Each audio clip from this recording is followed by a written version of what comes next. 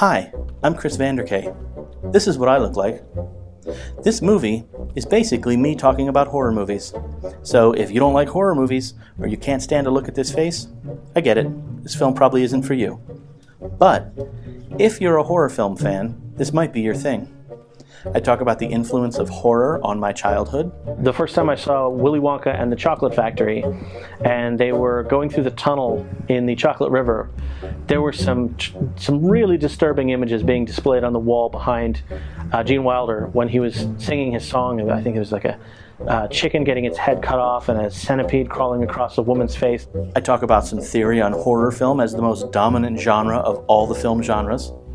When you take one genre, let's say drama, okay? If it's by itself, it's just drama, then it's a drama. When you couple it with something else, it's the most recessive genre because it becomes something else. If you put enough jokes in a drama, it becomes a comedy.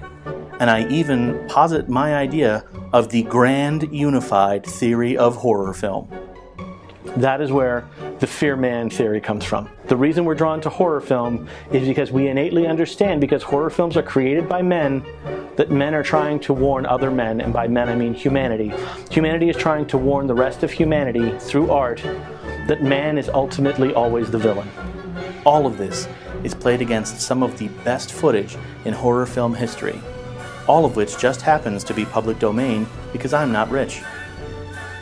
So if you've ever snuck into a horror film before you were old enough to see it, or you have an old notebook where you jotted down notes for a horror film sequel you always wanted to write, or if you get into heated arguments with people who think horror films are not art, then Fear Man is the film for you.